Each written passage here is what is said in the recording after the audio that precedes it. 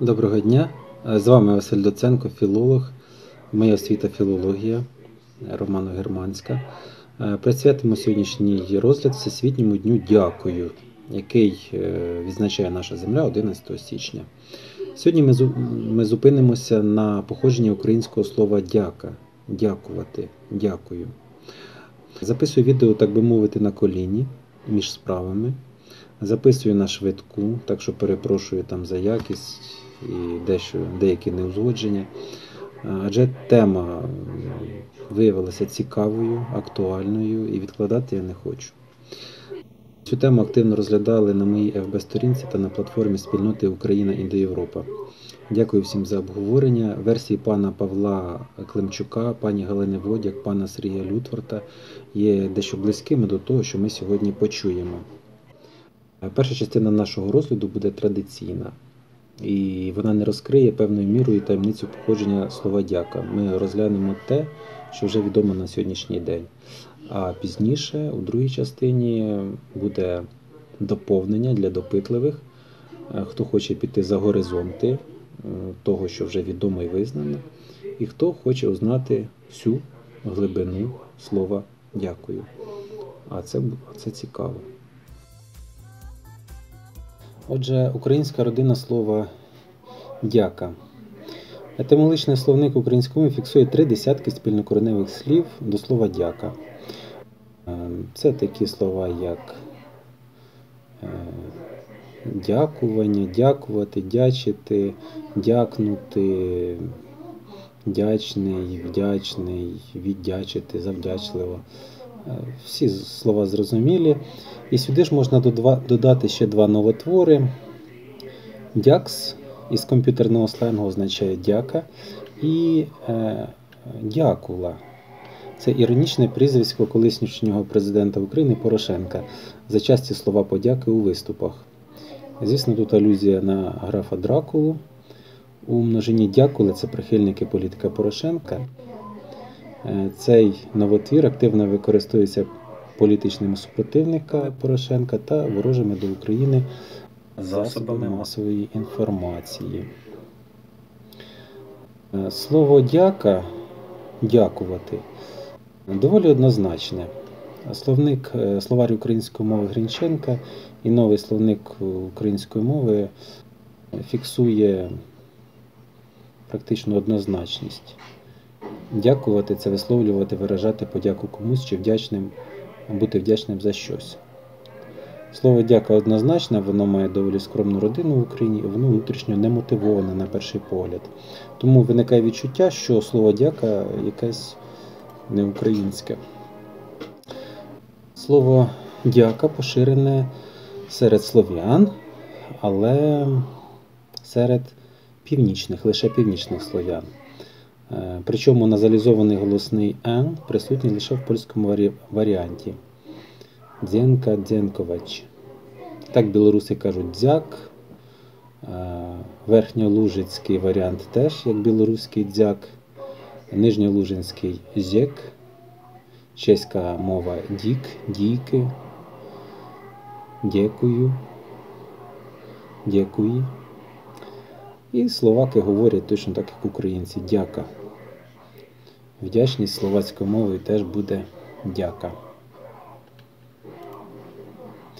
Цікаво і дивно, що південні слов'яни не дякують, як ми, а германці дякують. Причому всі германці дякують. Литовська теж має «дєкою», «дєка» та «падєка» такі слова. І, можливо, ці слова запозичені із українською зовсім недавно, в литовську добу, десь у 14-16 століттях. Тоді, як відомо, у Великому князівстві Литовському державною мовою була руська, тобто українська мова. І, можливо, великий культурний вплив був такий, що литовці запозичили цей елемент шляхетності, слово «подяки». Можливо, цей варіант такий. Латиші були за межами Великого князівства Литовського і не мають подібних слів, хоча латиші і литовці споріднені народи Балтійської мовної групи. Таким чином, слово дяка поширене в Європі серед германців, слов'ян північних та литовців. І ці всі народи мешкають переважно на північ від Рейну Дунаю. От германці мають такі данке, німці данг, швабський варіант, даунг австрійський, данк.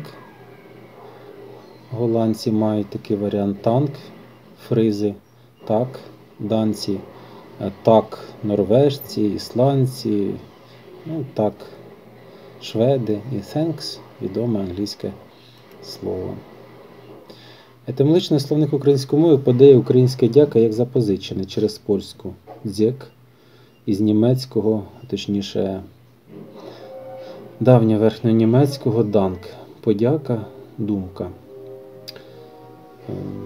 Чи це так? Подивимося, розглянемо. Може, частково в цьому є щось, раз етимологи кажуть.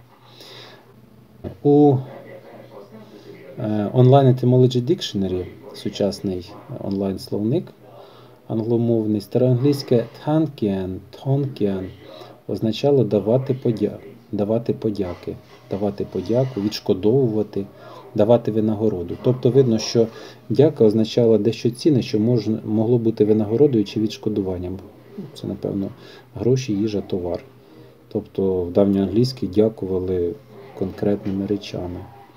Зауважимо, що давні форми містили початковий придиховий тхи, як у саксонців, так і в скандинавів та фризів.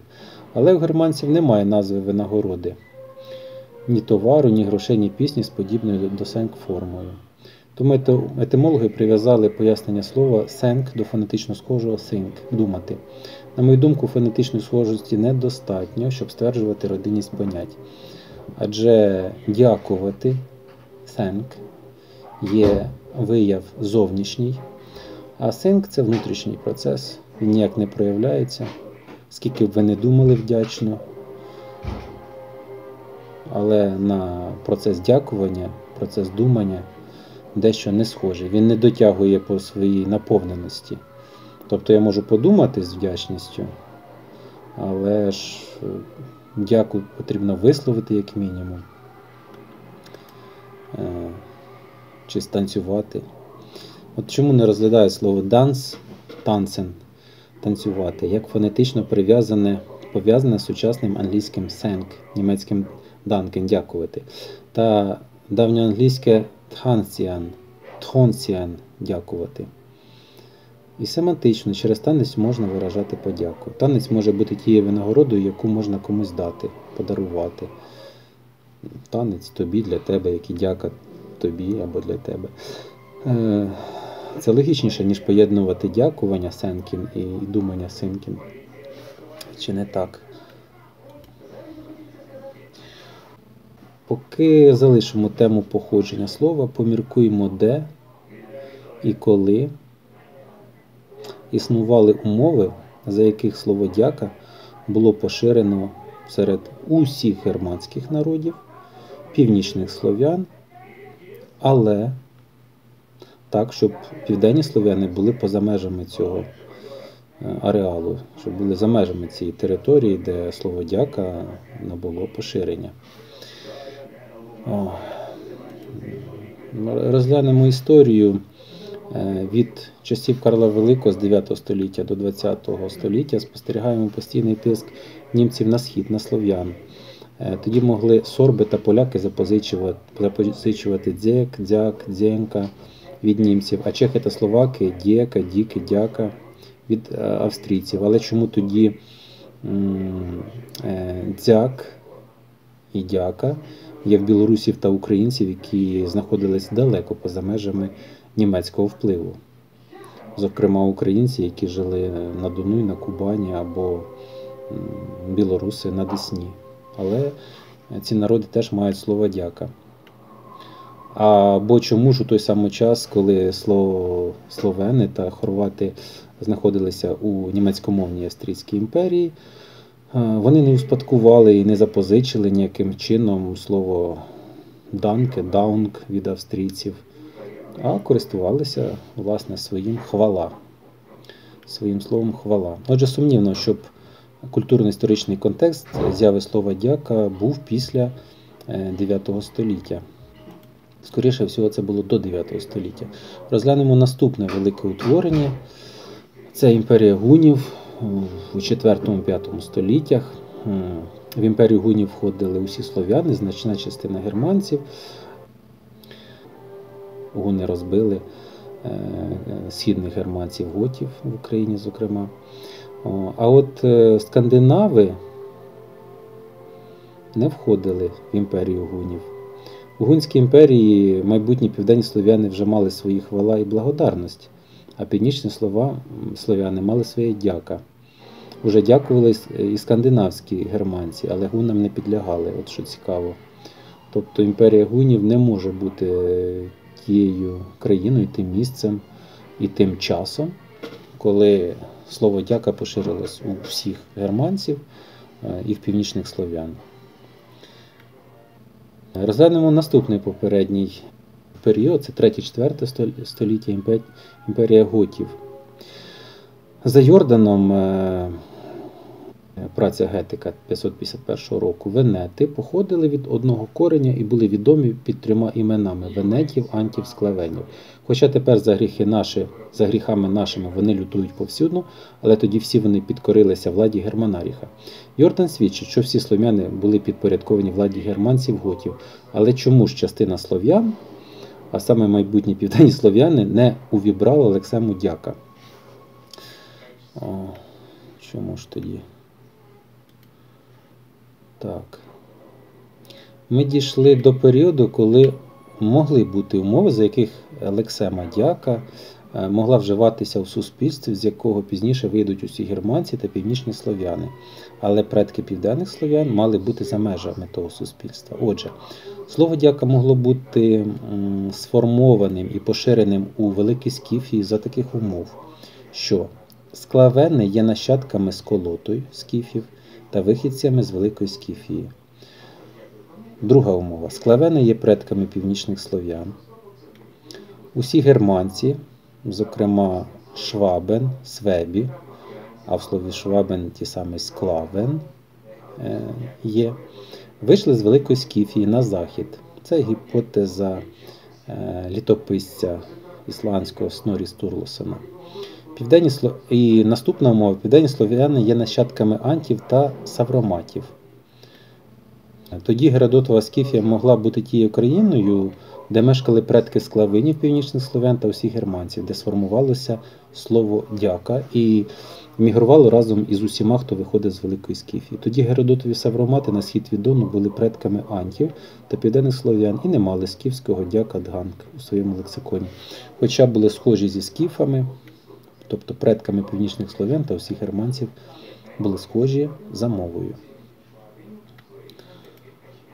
Цікаво, що поширення слова дяка було зупинено на берегах Дунаю Рейну або по кордонах Римської імперії. Отже, дикі варвари загрожували Риму і вже тоді були шляхетні, мали етикет і дякували.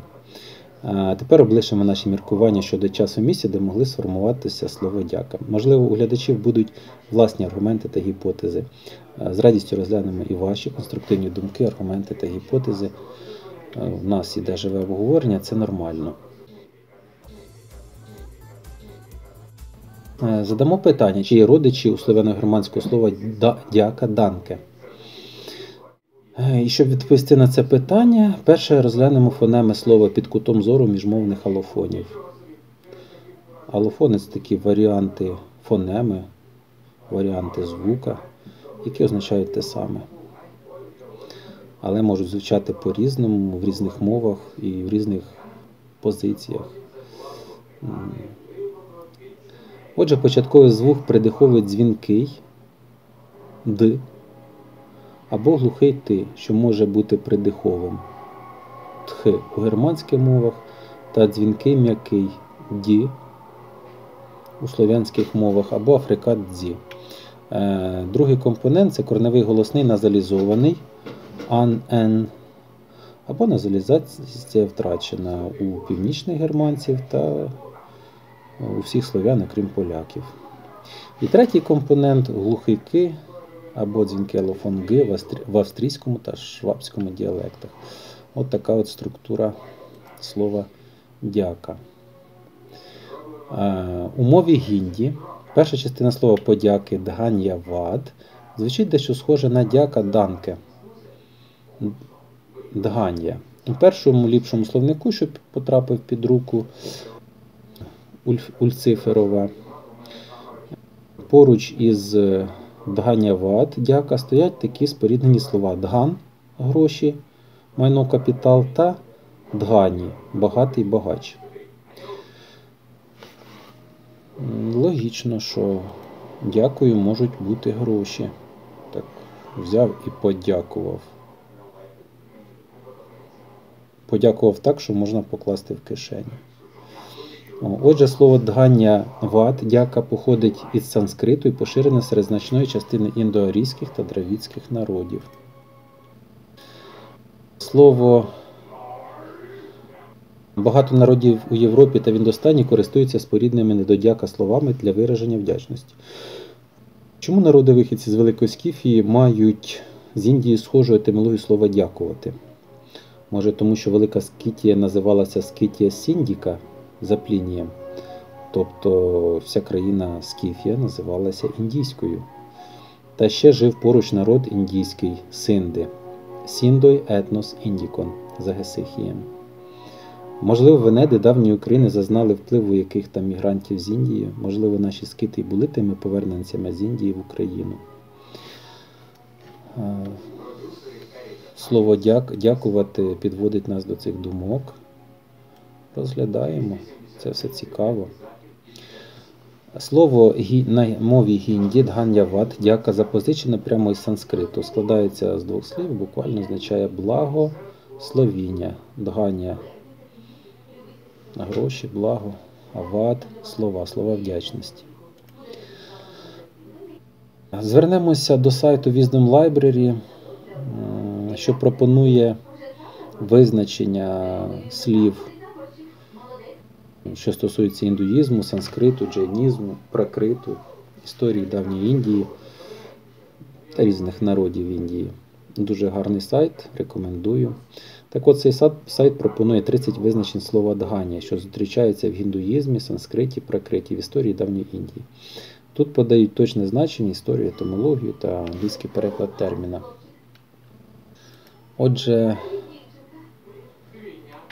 дганя в епосі Пуранах є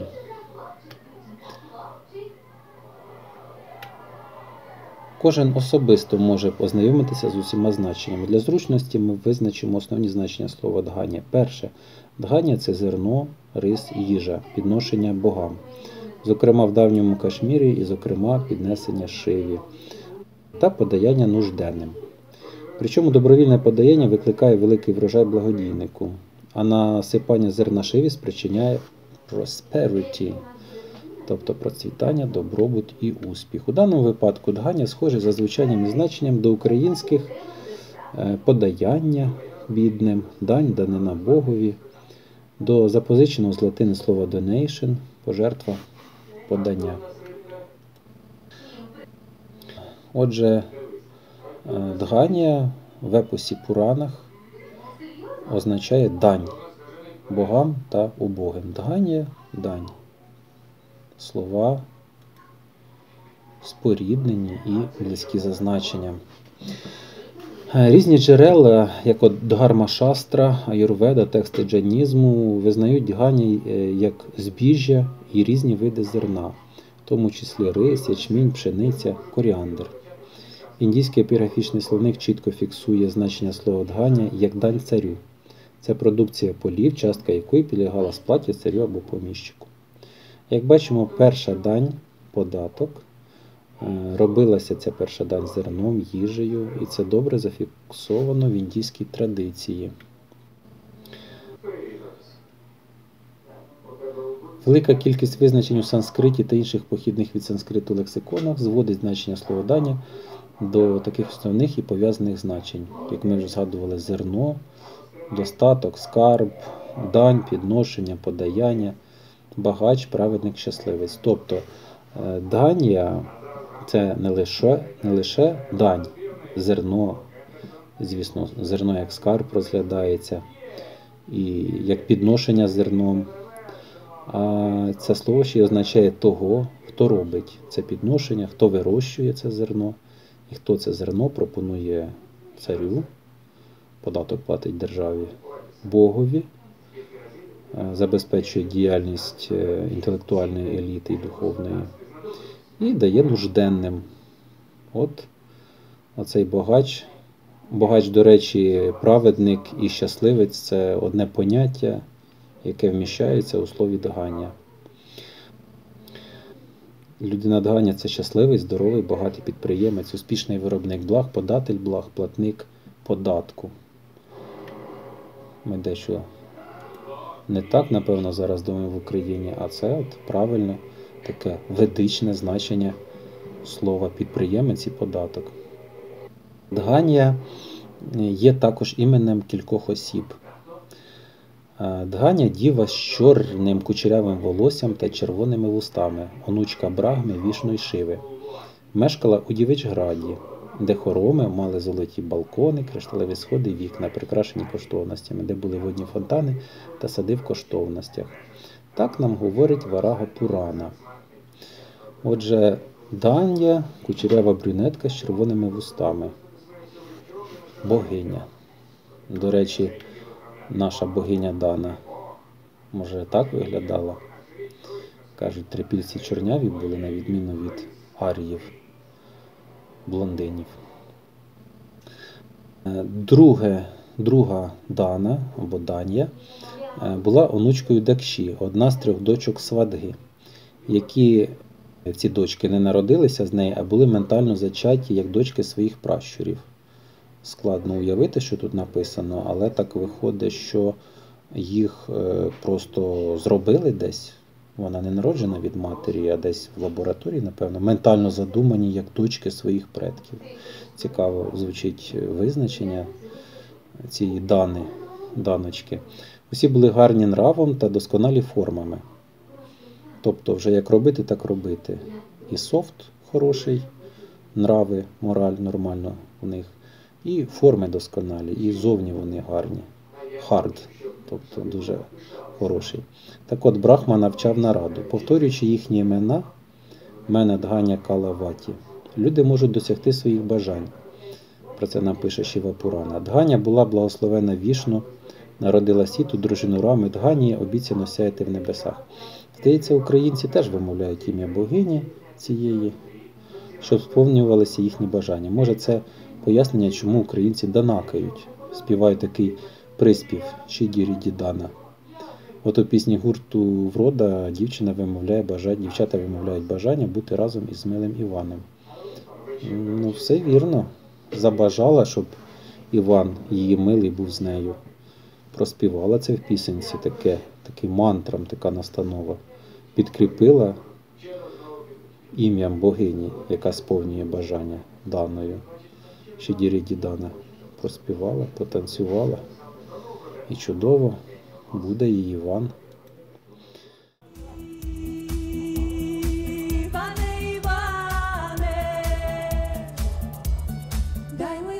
Через плече по серденьком в'яне, шідірі-дірана, дана, шідірі-дірана, шідірі-дірана, дана, шідірі-дірана, шідірі-дірана, дана, шідірі-дірана, шідірі-дірана, дана, шідірі-дірана. От данакають, тобто співають про Дану народи, що мешкають біля Карпат. Українці, поляки, словаки, румуни та молдувани. Про це нам говорять етимологічний словник української мови. Слово «дана» зіставляється з давньоіндійської «дган», «дгван», звучати «дзвеніти», з литовською «дайна» та іменем богині води Дани. Ось так от про це догадувалися і укладачі словника етимологічного. Звісно, Дганя – це і чоловіче ім'я. Там згадується як один з 4 синів Дгруви. І учасник битви Рами з Раваною, причому на стороні останнього. Тобто Данія був Асуром. У мене така підозра, що це таке давнє ім'я, воно ще доарійське, воно асурське. Як і богиня Дана, вона ж теж асурка. Вона разом із Врітрою, бо опанували вони Індрі. Тобто, якщо ми говоримо про слово дяка, данке або дган'явада, то вони лежать в такій глибині, що ще доарійській. Слово дган'я, як говорить нам один із словників, Bentley Sanskrit English Dictionary, складається з 2 компонентів – дгана плюс я, суфікс я. Розглянемо і корневе поняття дана, буквально дана, не дган'я, а дана. Що ж воно значить? По-перше, дгана означає багатство. Дган'я – зерно, достаток і дане багатство – ті самі поняття. Це як у нас дань, данина і данка. Ніби різні слова, а значення те саме. В індійських мовах так само. До речі, індійці теж данакають. Не лише в Карпатах данакають. Данакають і біля Гімалаїв. Дан, дана, дан.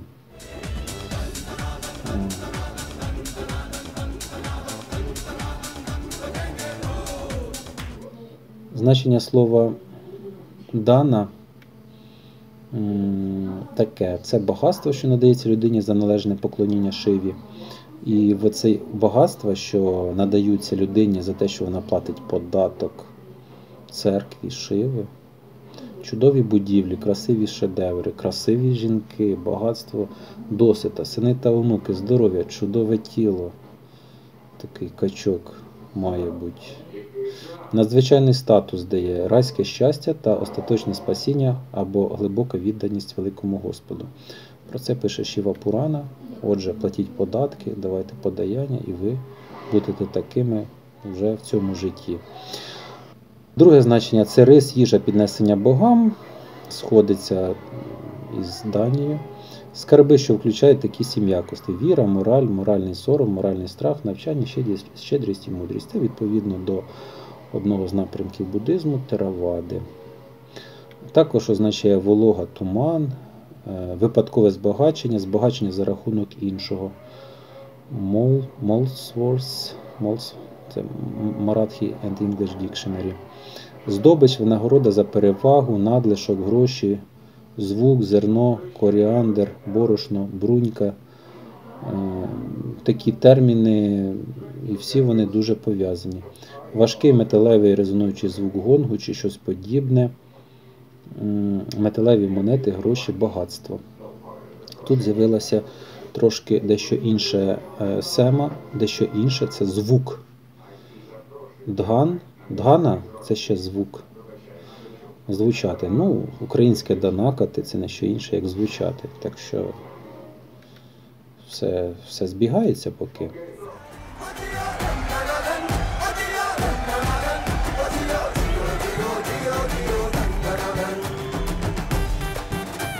Із словом дгана пов'язано слово дгані.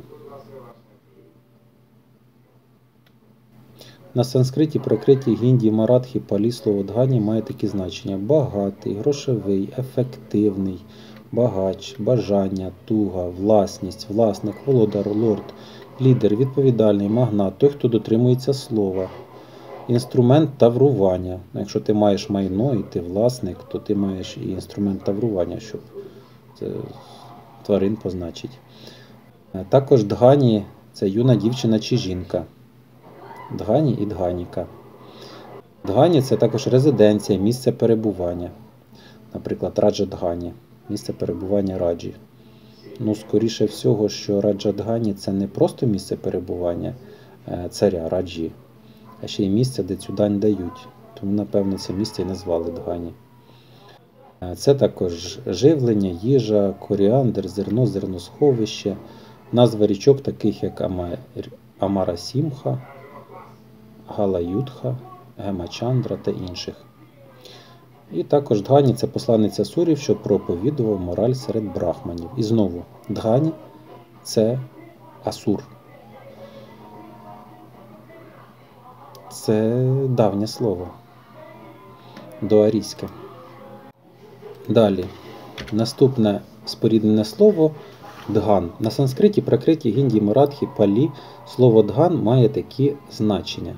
Звучати, українське данакати, співати. Да? Потім достаток, гроші, надлишок. Кубера, людина багата, як Бог достатку. Якщо у вас ім'я Дан, то ви приречені бути багатими. Знаю багатьох людей з ім'ям Даня. Також Дган – це 13-й день темного двотижня місяця, коли вшановувалася богиня достатку Лакшмі і куплялося домашнє начиння. Будемо знати, коли купляти пилосос і меблі в дім. Цікаво, що нам пропонують порівняти слово Дган із Дгван та Дгванаті, Дгванаяті і Дгваніта, що англійською означає to shout, а українською дзвін, дзвеніти і дзвонити. От Дгваніта і дзвонити. Дги-дзи. Слово те саме. Якщо врахувати, що між українською і індійськими мігрантами відстаню як мінімум там 4-3,5 тисячі років. Це час, коли десь там андронівська культура поширилась на схід, а зрубна в Україну. А слова майже не змінились. Тут, якщо колись існувало слово «дганкати», то воно звучало би в слов'янських мовах як «дзянкати». Дзанкати. Дуже схоже з польським «дзенька», «дзеньковач». Отак от. Так. Наступне.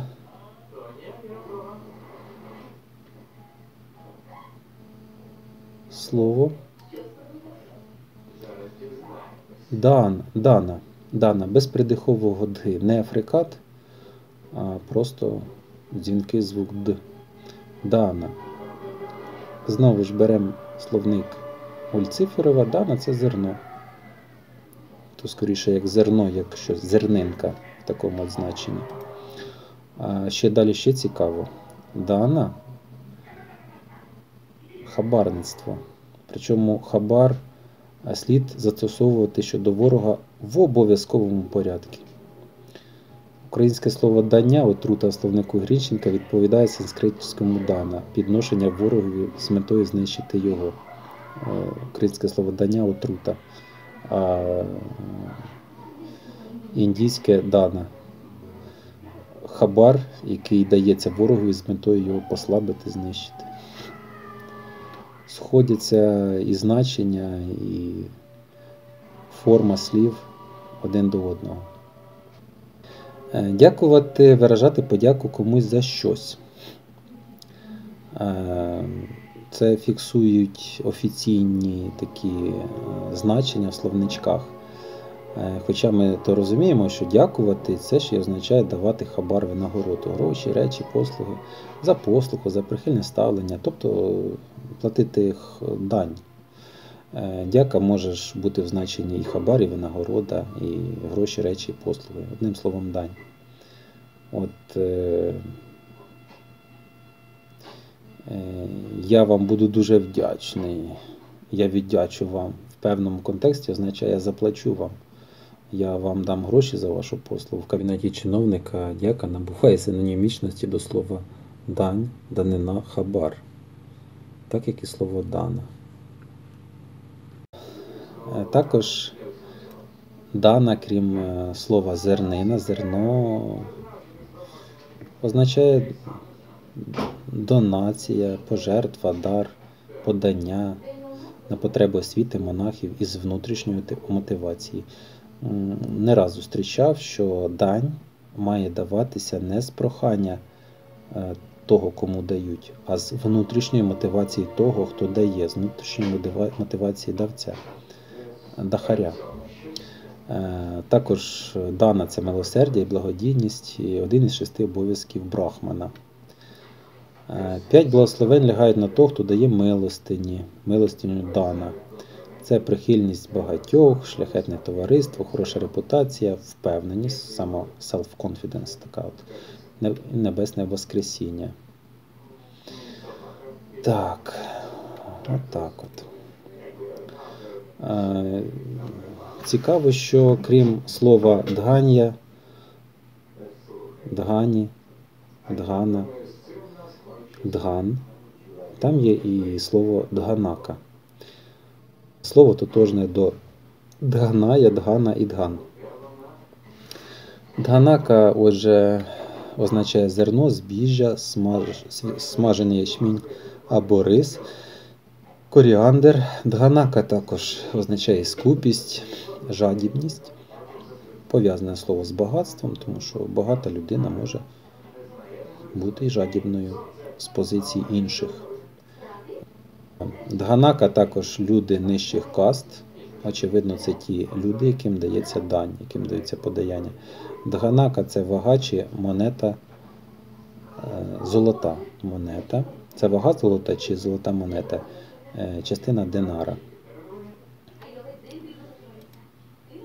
А от українські слова дань, данина, данка, данок, в значенні дар, жертва, і боснійське та хорватське данак, данина, відповідають індійським дганя, дган, дганака, зерно, гроші, данина. У 3 слов'янських мовах данка, данок, дань, у формі із суфіксом «к» існує слово дань. А ось данка, данок у словнику Грінченка. А може слово дякувати, данкен, походити від данкувати, підносити дань. Германські мови не містять слів, що пояснюють їхнє слово данкен. Германські мови не містять тих слів, з яких походить слово данкен, дякувати. А українська має таке слово дань і данка. Хоча українське слово дякувати давно вже втратило впізнавану форму данкувати. Ми вже давно і не дзенькаємо, не дзенькуваємо, і не дякуємо, ми дякуємо. В українській мові сильно змінилося первісне слово.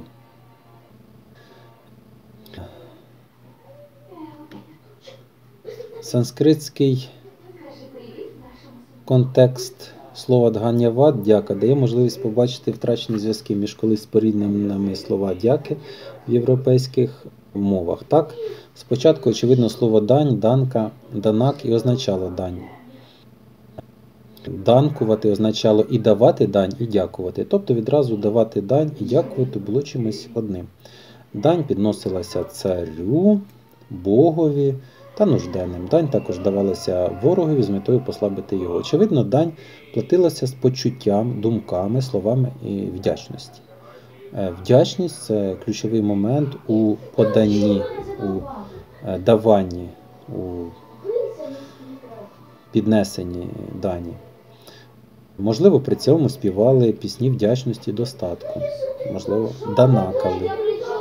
Слово «дякнути» – дати і «віддячити» – дати щось із вдячності. І сьогодні несуть цьому дань. Давець данини, підприємець, мав за обов'язок із внутрішньої мотивації платити дань. Лише в такому випадку всі можливі блага приходили до підприємця-платника дані. Успіх, гарний будинок, слава, здоров'я, гарна дружина, діти та онуки і воскресіння на небі. Функціонування слова «дань», «дяка» стало можливим не раніше, як культура почала бути сільськогосподарською. З'явилися міста-держави з ємцями дані, царями. В Україні перше свідчення таких умов дає трипільська культура. В Україні течуть найбільші річки, що несуть у собі ім'я Дана. Це Дан'юб, Ден'юб, Данастер, Данапер, Дана, річка Бог, Донець, Танаїс, Дон. Можливо, річки ці були тими місцями, де відбувалися обряди підношення дані. де вперше виражали дяку. Можливо, саме слово дань є спрощеною формою родового відмінку імені Дана. Кому даємо? Дані, Дані, Дань. Богиня Дана, що шанується сьогодні в індуїзмі на острові Балі, в кельтів, можливо, була серед перших цариць. А пізніше кумир Дани почав сприйматися як абстрактна богиня. Кумирів Дани в Україні, цих трипільських жінок з виразними формами жіночими, дуже багато. Є, з огляду на сьогоднішню тему, таке припущення, що ці богині називалися Данами. Тим паче Дана – це дуже гарна жінка з кучерявими чорним волоссям та яскравими червоними вустами. Чому б такій не поклонятися, думали наші предки. Ми зробили скетчову розвідку з метою охопити основне. Двері вказано до етимологічних та загалом культурних реконструкцій слова, поняття і явища з назвою «дякую». Мешканці довкола Карпат та індійці зберегли традицію данакати, славити богиню Дану в піснях. Така пісня словами бажаннями швидко приносить бажане бажаючому. Можливо, варто розглянути не лише пісню данакання, а й слова «данс» та «thanks» на предмет спільного походження. З часом слово «дганг» виходило за межі метрополії. В Індії давні записи на санскриті зберегли ті зв'язки, що допомагають українцям допомогти європейцям зрозуміти витоки власних слів і понять. Сподіваюся, ми сьогодні узнали дещо нове. Підписуємося на канал, ставимо вподобайки. На все добре.